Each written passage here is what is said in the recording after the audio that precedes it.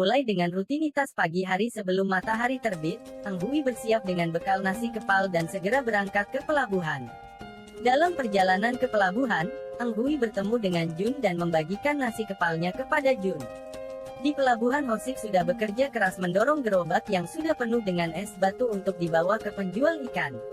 Anghui dan Jun ke pelabuhan untuk membeli ikan dengan sistem lelang. Terlihat dari cara mereka memenangkan beberapa ikan pilihannya, Anghui adalah pengusaha yang hebat dan berpengalaman. Di laut, Yong-ok bersiap-siap untuk menyelam bersama ibu-ibu Hanyao sebagai pekerja mencari kerang abalon. Bu Hyeja, salah satu penyelam, mengingatkan agar Yong-ok tidak terus menempel dirinya ataupun Bu Chun-hui. Lalu temannya mengatakan, jangan pedulikan omongan Bu Hyeja, jika tidak menempel pada ibu-ibu berpengalaman, nanti hanya akan mendapatkan keong saja.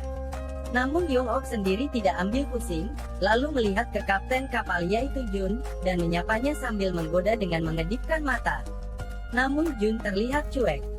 Di saat bersamaan, melintas kapal lain dan Yong-ok menyapa Kapten Bae yang mengemudikan kapal tersebut. Yong-ok terlihat sangat akrab dan ramah kepada Kapten Bae juga. Kelakuan Yong-ok yang ramah dengan para pria membuat ibu-ibu kesal karena dianggap genit, begitu juga Jun terlihat kesal dan cemburu. Lalu Yong-ok dan ibu-ibu Hanyao bersiap menyelam, sekali lagi Yong-ok menoleh kepada Kapten Jun dan menggodanya dengan mengedipkan mata. Di saat menyelam, Yong-ok mengikuti arah Bu Hyeja, lalu Bu Hyeja menyuruhnya menjauh. Lalu Yong-ok menurutinya dengan berpindah arah. Tidak lama kemudian Yong-ok berhasil mendapatkan kerang pertamanya, dan dimasukkan ke jaring yang menempel di pelampung. Di pasar, Anghui sedang menjual ikan dengan ketusnya, melayani seorang pembeli yang selalu menawar ikan dagangannya. Di Seoul, terlihat Choi Hansu sebagai kepala cabang Bank SS, bersama rekan-rekan kerjanya sedang membagikan brosur penawaran produk investasi di pinggir jalan, namun tidak ada yang tertarik sama sekali. Bahkan Hansu berusaha menempelkan brosur di setiap pintu apartemen. Di kantor, Hansu terburu-buru untuk menerima panggilan telepon, lalu kakinya terluka karena menabrak kursi. Sambil menahan sakit, Hansu menerima telepon dari temannya, yang menyatakan menolak memberikan hutang kepadanya. Malam harinya, Hansu menelpon adiknya untuk memberi kabar bahwa dirinya akan pindah tugas di Jeju, kampung halamannya, serta menanyakan kabar ibunya. Adiknya marah karena Hansu anak sulung yang sudah disekolahkan orang tuanya dengan susah payah, namun setelah kerja, penghasilannya selalu dihabiskan untuk istri dan anaknya di Amerika, dan membiarkan ibunya tinggal dan diurus adiknya. Walaupun Hansu menjadi kepala cabang, namun hidupnya juga susah, karena uangnya habis untuk membiayai anaknya yang berkarir golf di Amerika. Istrinya yang bernama Mi Jin, juga tinggal di Amerika menemani Boram. Saat video call, istrinya ingin menyerah dikarenakan kekurangan biaya. Selain itu Boram juga mengalami cedera gips yang sudah diderita setengah tahun. Masalahnya adalah, jika Boram tidak masuk 50 besar divisi 2, maka tidak bisa ikut golf tahun depan. Istrinya terus berusaha meyakinkan Hansui untuk menyerah agar Boram tidak ikut golf lagi, dikarenakan kondisi di Amerika yang perlu biaya banyak. Namun Hansu tetap pada pendiriannya. Karena Hansu menganggap harapan satu-satunya adalah Boram sukses di golf. Singkat cerita, tiba saatnya Hansu pindah ke Jeju, yang juga kampung halamannya. Sampai di apartemen, Hansu membersihkan ruangannya dan merapikan barang bawaannya.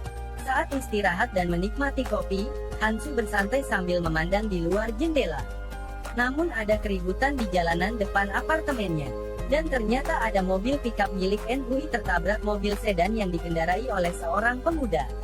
Terjadi adu mulut antara pemuda dan Enhui. Lalu datang In-gwon untuk melerai mereka. Namun karena perkataan pemuda tersebut menyinggung In-gwon, maka In-gwon pun marah dan membuka bajunya sambil menantang pemuda tersebut.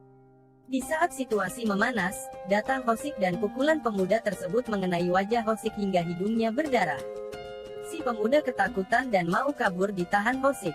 Sedangkan In-gwon menyempatkan untuk merekam video kejadian tersebut. Di trotoar pinggir jalan, Yong-ju anaknya Hosik, dan Hyun anaknya In-gwon terlihat malu karena tingkah laku orang tua mereka. Hansu tersenyum memandang kekonyolan teman-temannya yang tidak berubah dari dulu. Di tempat lain, Dong Suk tertidur di dalam mobil pickup yang dikendarainya, saat menunggu antrian keluar dari kapal. Hingga membuat pengendara lainnya tidak sabar dan membunyikan klakson. Dong Suk melakukan rutinitasnya, berkeliling di Jeju untuk menjual berbagai macam barang. Dalam perjalanannya Dong Suk menyiapkan rekaman untuk menjajakan barang-barang dagangannya. Kembali ke Hansu saat berangkat kerja, terjadi kemacetan yang parah, yang dikarenakan kendaraan Eng Hui tidak bergerak. Akhirnya Hansu keluar dari kendaraan untuk mengecek apa yang terjadi. Eng Hui terkejut sekaligus senang melihat Hansu, teman lama dan juga cinta pertamanya. Karena macet, Hansu hanya memotret nomor telepon Eng Hui yang tertera di mobil pickupnya, lalu segera pergi. Padahal Eng Hui sudah buru-buru memarkir mobilnya dan turun mencari Hansu. Di kantor cabang Jeju, Hansu diperkenalkan dengan para manajer dan stafnya oleh teman lamanya yaitu Pak Kim, yang kebetulan kerja di kantor yang sama. Kim menjelaskan kepada Hansu sebagai kepala cabang yang baru, tentang data nasabah di cabangnya, yang kebanyakan adalah pedagang pasar. Hansu kaget melihat nama Eng Hui di data nasabah, yang memiliki tabungan senilai 1,29 miliar won. Karena tidak percaya, Hansu memastikan yang mereka bicarakan itu adalah Eng Hui teman sekolah mereka. Lalu Kim membenarkan dan mengajak Hansu keluar untuk melihat-lihat dan menyapa para nasabahnya di pasar. Di pasar, Kim memberitahukan lokasi kios-kios yang dimiliki oleh Eng Hui. Jumlahnya ada 5 kios milik Eng Hui. Kim terus menjelaskan, walau hanya usaha ikan saja, omset Eng Hui mencapai 2,3 miliar won setahun. Dikurangi biaya karyawan dan operasional lainnya, pendapatan bersihnya minimal 300 juta won. Lalu bertanya bagaimana dengan suami In Hui. Apakah Eng Hui kerja bersama suaminya? Kim menjawab, Eng Hui masih lajang. Siapa yang mau menikahinya? Dia takut. Atau bisa jadi Eng Hui belum menikah, karena masih menyukai Hansu. Tanya Kim sambil bercanda. Lalu Hansu bertanya, mengapa Eng Hui tidak terlihat di pasar? Kim menjawab, bahwa Eng Hui sangat sibuk, banyak kerjaan yang harus dilakukannya mulai pagi hingga malam. Kim menambahkan, bahkan kafe di seberang apartemen Hansu juga milik Eng Hui. Jika Eng Hui tidak memberikan uangnya kepada adik-adiknya, Eng Hui pasti sudah memiliki gedung sendiri di Jeju. Kim mengajak Hansu untuk hadir di acara reuni sekolah mereka, dengan harapan Hansu bisa membujuk Eng Hui untuk berinvestasi di bank mereka. Sepulang kerja, Hansu berkendara untuk mengunjungi adiknya. Namun adiknya terlihat cuek dan tidak suka kehadiran Hansu, bahkan walaupun Hansu sudah membantu pekerjaannya. Mungkin adiknya tahu, bahwa Hansu sedang membutuhkan uang dan takut menjual warisan. Lalu Hansu pulang setelah memberikan oleh-oleh buat adiknya. Malam harinya, Hansu di apartemennya sedang galau, karena ingin meminjam uang ke adiknya namun gak jadi. Takut membuat hubungan mereka bertambah berantakan. Gak lama kemudian, Hansu menerima pesan singkat dari Eng Hui, yang memintanya untuk datang di acara reuni sekolahnya. Karena Eng Hui ingin sekali bertemu dengan Hansu sebagai cinta pertamanya. Lalu Hansu memandangi kafe milik Eng Hui di depan apartemennya, sembari menyesali dirinya yang saat ini tidak memiliki rumah. Dan merasa iri dengan kehidupan Eng Hui. Di sisi lain, Eng Hui berjalan menuju kafenya Yong-ok dengan rasa gembira, karena cinta pertamanya telah kembali ke Jeju, sambil mengenang masa lalunya bersama Hansu. Semasa SMA mereka berdua hidup berkekurangan, sehingga Eng Hui harus membawa babi yang akan dijual untuk membiayai studi wisata. Dan Hansu harus membawa sekarung wijen yang akan dijualnya juga. Lalu teman-temannya meledek dan membuli Eng Hui. Tak disangka, Hansu membela Eng Hui, membuat teman-teman lainnya terdiam dan tidak berani mengganggunya lagi. Mendengar cerita romantis Eng Hui tersebut, Yong-ok tersenyum dan tertarik untuk mendengarkan kisah selanjutnya. Eng Hui melanjutkan kisahnya, ketika mereka berada di Mokpo untuk studi wisata. Eng Hui mendekati Hansu yang sedang duduk termenung untuk berterima kasih karena sudah membantunya. Dengan lugu, Eng Hui bertanya apakah Hansu suka dengan wanita jelek sepertinya, bahkan Eng Hui mencium Hansu untuk membuktikan apakah mereka benar-benar cinta. Yong-ok tambah tertawa mendengar cerita Eng Hui, lalu Jun datang dan bergabung. Sedangkan Hansu tersenyum mengingat kenangan mereka.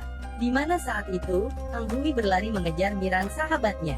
Karena Miran mendatangi Hansu untuk memastikan apakah Hansu yang mencium Eng Hui terlebih dahulu.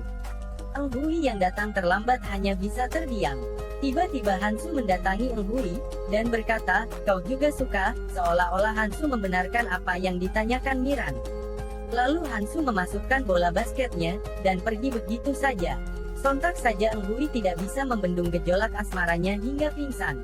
Mereka pun heboh dengan cerita tersebut, sedangkan Hansu di kamarnya hanya merenung dan memandangi kafe milik Eng Hui, sambil terbayang kondisi ekonominya yang buruk.